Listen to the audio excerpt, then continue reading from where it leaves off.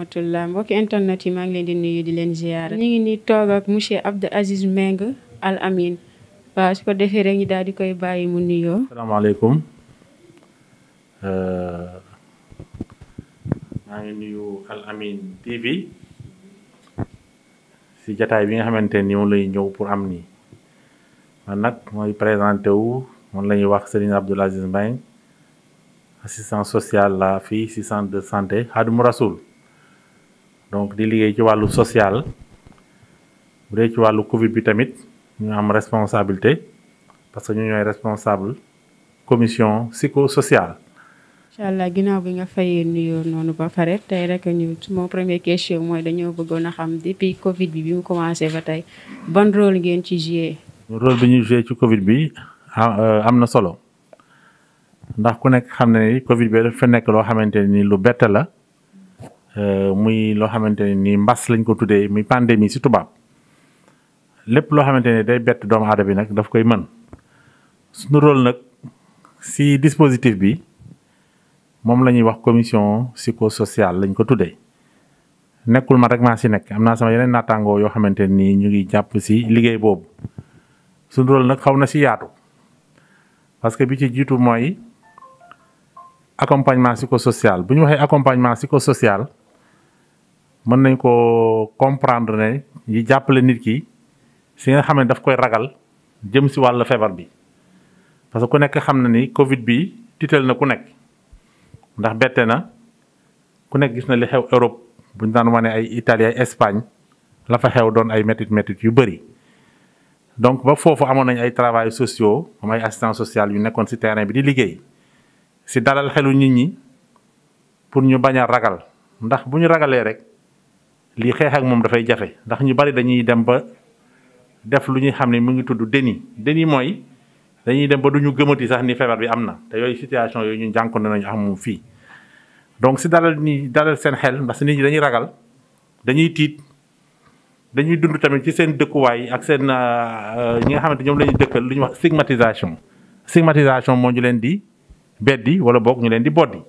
wala boog ñu lay xoolee bëtu yow da nga feebar te man feebaruma te boobaa nit ki dina am jafe-jafe yooyu yëpp bokk na ci aspect yoo xamante ni dañ koy waxtaane ak nit ñi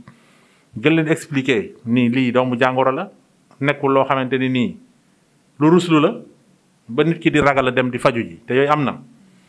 nekkul gàcce boo ko amee du gàcce loo xamante ni nii jombul kenn mën na la dalee fu nekk dañ ne ko ñu wax cas communautaire maanaam xamuloo foo ko jëlee kon loolu du gàcce ban responsabilité nga ci am xëy na moo xam xëy na da nga dugg oto mu dal la xëy na da nga dem si boutique ba ñu jox la benn billet de banque wala ay pièces boo xam dafa infecté mu dal la ban responsabilité nga ci am amuloo ci benn responsabilité boo xamante ne dina tax nit ki di am gàcce loolu dal ko wala muy rus sax ñi mu dëkkandoo day dëkkandoom xam ni kii dafa amee lu ñuy wax coronavirus.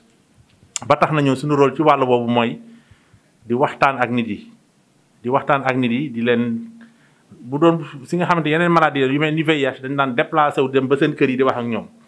mais bii dafa doon doomu jàngoro boo xamante ne nii. loo gën a toog ak nit ki di ko gën a jege di den ndax moom dina la ko mën di wàll ba tax na ñun suñu liggéey lu si ëpp si wàllu téléphone la gën a bari. moo tax di waxtaan ak nit ñi parce que ni ba waxtaan nañu ba ñu comprendre rek bu ñu accepté problème du am parce que nañ nangu faju dinañ jël les mesures barrières mais bu ñu demee ba nit ñi di bañ di gëm ni ñoom gëmuñu feebar bi boobu problème day am donc loolu ci suñu rôle la bokk. ñun suñu rôle tamit bokkoon na si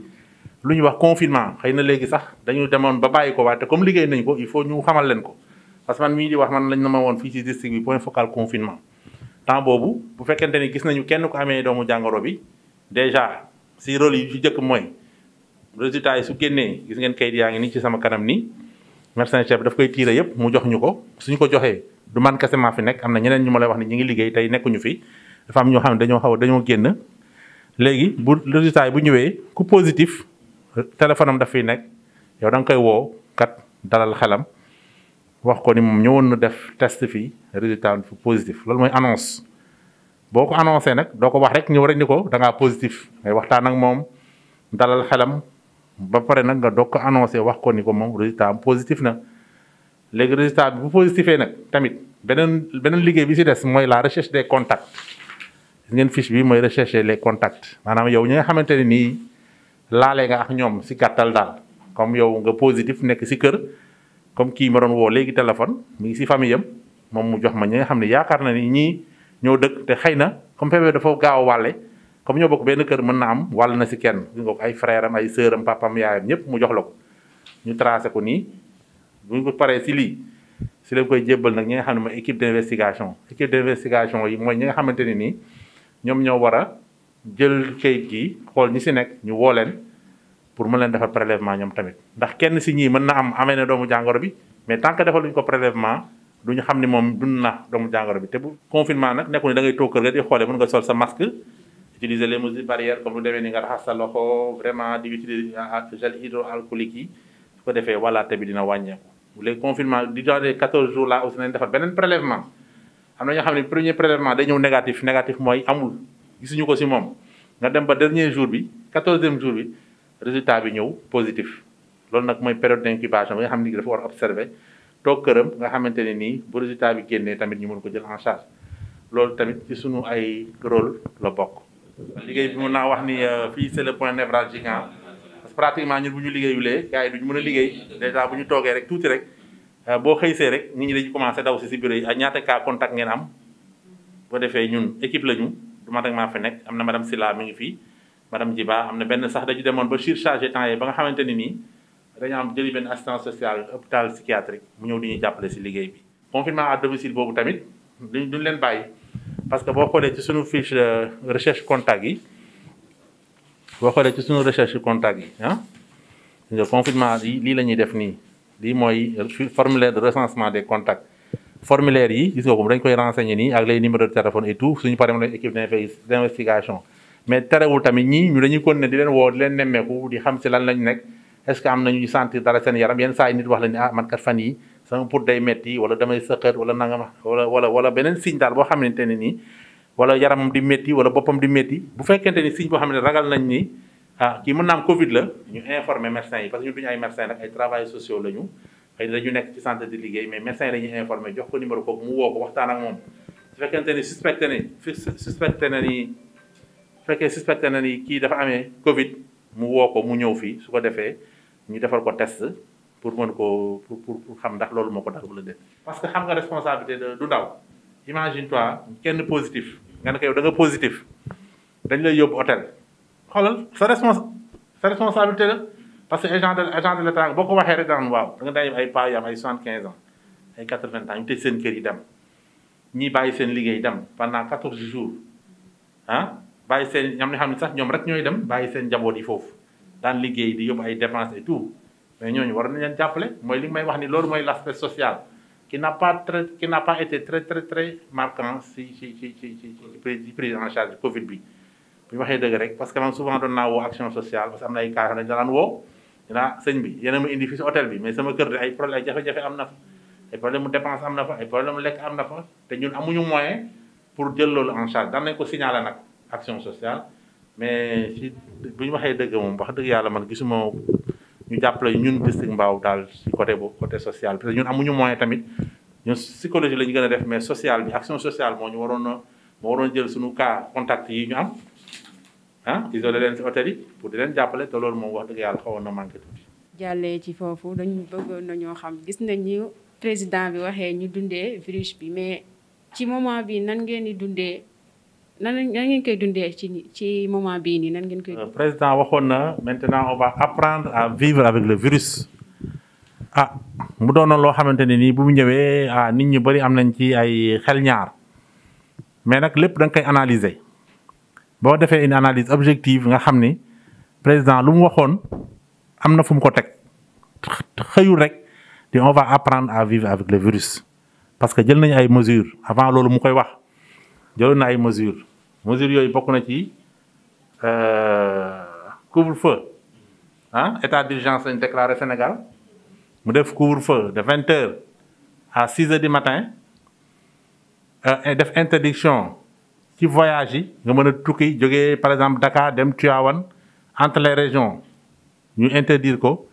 mu nekk nag ay mesures yoo xamante ne nii yu amoon solo la par rapport ak li nga xamante ni daal doon na tax doomu jàngoro bi wàññeeku ci réew mi mesures yu am solo wante mesure yooyu dañuy dem ba si yàgg ku nekk gis na dëkk bi Sénégal ku nekk xam na Sénégal dem na ba jàkka yi ñu interdire ko fay julli bëri woon na ay mesures yu ñu jël yu baax wax dëgg yàlla man xam naa ne mesures yi baax na wante ñu nekk si dëkk bu xaw a am ay aspects yoo xamante ne nii il faut nga koy jël en compte ñu nekk si dëkk boo xamante ne nii nit ñi seen moyen bëriwul ñu nekk si dëkk boo xamante ne nii seen croyance tamit kenn mënu si dara nit ki lu mu gëm kenn mënu si dara jàkka yi interdit nañ am nañu nangu am nañu bañ dem nañu ba ay yenn imam yi sax ñu leen di jàpp mu nekk ay problème lu nekk mën na ko jur si dëkk bi dem nañu ba transporteurs yi mu nekk mesure yu draconienne ñu bàyyi leen si ay dëkk ay weer liggéeyoo mun loo dundal sa njaboot liggéeykat yi nekk Sénégal tamit même chose am na ñoo xam dañuy xëy di liggéey ci dépense dem nañu ba li problème yooyu man jur bëgg a jur si réew mi loo xamante ne nii ay émeute mënoon na fi am ay rayante mënoon na fi am lu nekk mënoon na fi am état nag day prévenir pour man mesure président jël pour alléger les mesures là pour man mesures yu am solo la léegi mu ni on va apprendre à vivre avec le virus parce que wax dëgg yàlla virus bi du noonu rek lañ koy xeexee avant apprendre à vivre avec le virus boobu nag nit ñi ku nekk xam na yaakaar naa ne fi ne kenn jàngalatul kenn dara mesure barrières yi ñëpp xam nañ ko ku si nekk war nga jël sa responsabilité individuelle du loolu moo am day génn fii léegi nga gis ay mag yoo xamante ni dañuy dox duñu sol masque te pourtant virus bi mag yi la gën a dangereux que xale yi mais ni mag bu la romb fii du sol masque est-ce que mënoon nga ko dara man nag ci sama xalaat foofu nit ñi ku nekk yaa war a jël sa responsabilité xam ne kat Covid bii dangereux na te kat li muy def ci ay loraange bëri na ku ne xam na ni day rey loolu gis nañ ko. ku mu jàpp tamit ba mën a tëral ay weer doo mën a dem liggéey doo mën a def dara parce que normalement ku mu jàpp dañ la war a yóbbu ci centre de traitement yi nga faju donc loolu tax na nit ñi ku nekk da nga war a jël say mesures individuelles yooyu nag maanaam le président a mis les gens devant leur responsabilité lu dëgg ku si nekk war nga mën a toppatoo say masque di ko sol sa famille tamit nga toppatoo na sa say njaboot ak sa waa kër ñuy sol masque mesure barrière yi lu mel ni lavage mais raxasu ku nekk mën ko di raxas say loxo ba mu set foo toll de temps en temps parce que kenn xamul wala nga jël gel yi raxas sa loxo ba mu set jël lu mel ni madaari raxas sa loxo laal sa gel hydroalcoolique yaakaar naa loolu ay mesure la ñu maytu di dem si xew yi ndaje yi jigéen ñi comme ñoom dañu bëgg ay xew ay tàkk ak yooyu ñu ngi fa yooyu ñu maytu ko boo defee boo jëlee mesure yooyu yàlla mun nañu dimbali mais il fallait ñu ubbi bàyyi nit ñu liggéey nit ñi bu ñu liggéeyulee du ñu lekk bien que état bi def na effort yu bëri génne ay alal bu bëri jëndee ko ay ceeb ak diwlin mais loolu doyul nit ñi dañu war a dem liggéey pour faj seen ay yeneen soxla loolu moo tax nag man mesure yooyu salué naa ko mais nit ñi tamit ni ñu ko jëlee ak ni ko président jëlee du benn parce que ku nekk gis na li xew si plage yi man barke doon naa doxantu aw plage u Caaroy bi mais wax dëgg yàlla man dama sax yéemu pour man dañu war a interdire carrément plage yi nit yi parce que tamit loolu pour mbas bi mën a arrière bu baax il faut tamit yenn mesures yi ñu koy maintenir xew yi ñu interdire ko ndaje yi mel ni ay plage ak yooyu tamit ñu interdire ko parce que plage yi kenn mën ko maintenir te xale yi mën nañ fa dem jëlee fa jàngoro bi yóbbu ko seen kër yi wàll seen waajur yi te mag ñi comme ni ma ko waxee sànq mag yi la feebar bi gën a yàpp que xale yi. dangay gis benn nit ñu defal ko analyse yaramam feebar na mu ñëw centre de santé gars yi xool ko ni kii kat njort nañu ni coronavirus la war a amee ñu defal ko test résultat am génn nga annoncé ko am naa si benn rek tey démb sax la ñu war ko yóbbu traitement mais bi ko suñu chef woowee ni ko da nga fa dem traitement mu ni moom du dem ndax moom dara jot ko est-ce que loolu dina tax feebar bi arrière est-ce que loolu tamit ñun état bi mu ngi ñuy dimbali état waroon nañu dimbali ba nga xamante ni tous les cas positifs vraiment dañuy am la main mise sur eux mën leen yóbbu traitement mais sinon feebar bi kañ la fi jógee. depuis corona bi mu dugg ba tey ba xam patient yi ngeen daan am avant ak léegi nan la toll ba xam patient yi ñu ngi ñëw bu baax wala dañoo wàññeeku. waaw question bi nga laaj am na solo parce que loolu moom dañ koy remarqué nañ ko parce que dafa mel ni Covid bi dafa jël place wu yeneen feebar yi am yépp ci réew mi ba tax na démb sa maa ngi waxtaan ak sa benn xarit fii mu ne ma dafa mel ni dee yi dafa gën a bëri te ñëpp deewuñu ci Covid mais est-ce que nit ñaa ngi dem faj yi leneen jàngoro yi am ci santé ci Sénégal moo ëpp Covid foofu am na ci yoo xam ne li muy rey sax Covid bi mun naa wax ne rey ko lii day jaar xëy na day jàll mais yeneen jàngoro ngi fi yow boo amee tension nga war a dem di contrôler hôpital boo amee diabète nga war a def contrôle boo amee des problèmes de rein nga war a dem hôpital wala beneen feebar dal la mais boo ko toppatoowulee mais loolu mën na la faagaagal te dañu gis ni nit ñi dañuy daw structure sanitaire yi wax dëgg yàlla comme noo ko waxee léegi li ñu daan gis bu njëkk ba si ay patients ak léegi du benn am na yoo xam ne nag service yi ñoo ko def parce que tamit malade yi lu ñu fi gën a bëri mën naa am ci malade yooyu sax am ñu am Covid ñëw wàllu ko personnel bi am na structure yu organisé ba noonu tamit mais ñun fii loolu amu fi ñun fermé wuñu suñu ay porte li ñu daan faj yëpp ñu ngi ko ne di ko faj mais nit ñi ni ñu daan ñëwewuñu noonu. bi dañoo bëggoon a xam ñi nga xamante ni dañoo ñàkk seen bakkan ci Covid bi ndax dinañ dem assister seeni ay famille. xam naa question boobu question bu am solo la parce que ñi nga xamante ni ñi ngi ci ñàkk seen bakkan ñu ngi leen ñaanal yàlla jéggal leen xaaral leen àjjana mu nekk ay situation yoo xamante ni nii situation yu metti la ndax boo perdre un être cher rek li nga xamante ni perdre ko bëri na ñun nag ci suñu wàll moom mooy lu ma la wax léegi rek on a des limites aussi par rapport à cette prise en charge là pratiquement bu ñu amee ñoo xamante ne nii seen am nañu wàññeeku ci Covid bi li ñu ci mën a def mooy toujours wax naa la ko mën nañu woote waa kër gi pour waxtaan ak ñoom pour dalal seen xel xam nga pour jaale leen normalement waroon nañu mu ñu dem ci kër yi sax pour waxtaan mais ni ma la ko waxee rek léegi fréquentation yi ci kër yi dëj yi mais yow sa bopp amee dëj sa mbokk sax pour nga dem fa sax xaw naa nekk problème dañuy interdire les rassemblements donc ce serait contradictoire que ñun ñuy dem ci kër yi sax di jaale wala dara donc daawuñu ko def sur le plan assistance sociale bi tamit man comme loolu tamit nekkul suñu xëy na sax suñu rôle la mais joxuñu moyen pour ñuy assister ñooñu te loolu lu waroon a mën a nekk la waxoon naa la ko sànq service bu mel ni service de l'action sociale xëy na ñoom ñoo waroon di développer aspect yooyu te loolu wax dëgg yàlla xëy na am na mais mënuma wax ni man gisuma ko daal loolu c'est pas trop pesant. mooy xool am na fi dese yoo xamante ni fii dégg ngeen ko amoon na fi ay jafe-jafe keroog ñun dem nañu ba benn instant sax médecin chef district bi ne ñu daal doon nañu bëgg sax pour ñu dem foofu jaaree ak yooyu mais bi ñu wootee ci kër ga ils étaient très réticents ni daal ñoom bëgguñu kenn ñëw foofu di wax ak ñoom donc ñun aussi on est un peu dañuy xaw a tamit moytu tuuti parce que xamoo ndax ñooñu fu ñu toll si ban niveau lañu toll parce que pour kenn xamal ni ñooñu bu ñu demee di suul seen néew xale dañ fa sànni ay xeer indi fay problème yoo xamante ni ñun tamit dañ doon xaw di moytu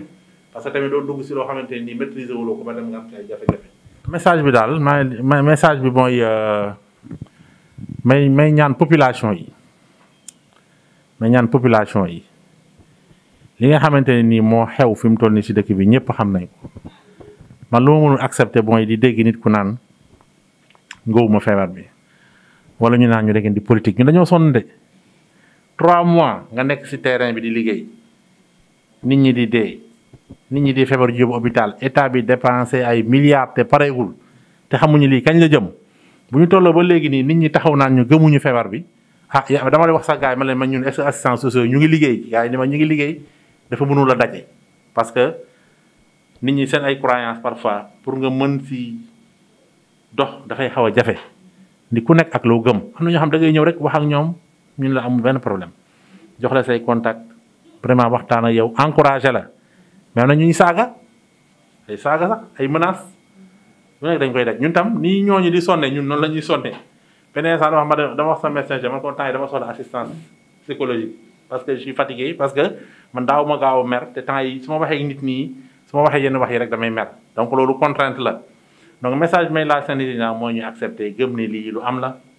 du tey rek la am pandémie wala épidémie c'est pas la première fois xëy na suñu yenn génération yi ñoo ko dundul mais suñu génération ñun suñu waajur yi am na yeneen yi fi jaar bu ñuy wax peste jaar na fi moo gënoon a garaawoon na lu mu daan rey si nit foog naa ni moo ëpp sax bii lu mu rey fii si Sénégal yàlla bu bii nii Covid bi egg foofu du dëgg mais boo ñu ko accepté rek boo accepté maladie bi rek déjà lu ci bëri réglé wu na parce que boo accepté non seulement di nga accepté dem faju di nga accepté jox sa contact yi donc le premier aspect mooy refus yi nit ñi jéem ñu ci dimbali naan man dara daluma waa ji sànq dañuy wax mu naa ma non man daal vraiment xam naa ni yéen maîtriser wu leen affaire bi ma ne ko sëñ bi mu ni waaw ma ne ko bul dugg si domaine boobu yow technicien wu téléphone la nga xam téléphone nga xam mais santé xamoo ko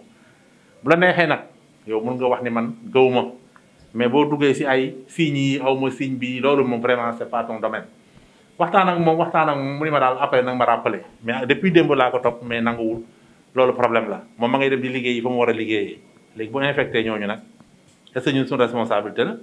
du suñu responsabilité donc je pense que état bi war na jël foofu ay mesures très fortes comme noonu ko waxee léegi vraiment képp koo xam ne positif nga